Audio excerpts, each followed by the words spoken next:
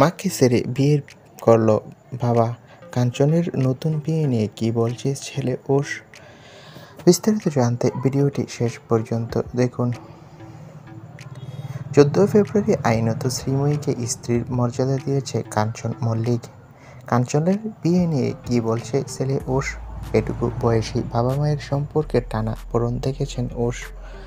বাবার সঙ্গে মায়ের বিচ্ছেদ, বাবার নতুন বিয়ে সবই ঘটেছে তার চোখের সামনে।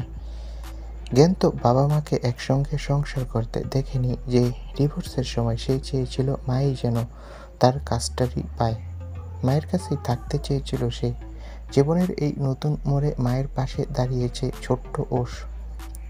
ওশ তার মাকে বলেছে যেটা বাস্তব সেটা বাস্তব, আমরা আবার নতুন করে জীবন শুরু করব।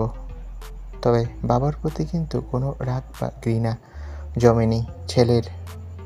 পিঙ্কির কথায় বাবাকে ক্ষমা করে দিয়েছে ওশ।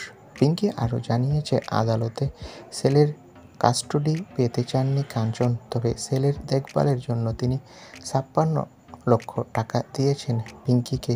ওশ এখন ক্যালকাটা ইন্টারন্যাশনাল স্কুলে ক্লাস 5-এর ছাত্র, পড়াশোনা খেলাধুলা নিয়ে ব্যস্ত। তো বন্ধুরা, এই বিষয়ে তোমাদের মন্তব্য কি কমেন্ট করে জানাও। ধন্যবাদ।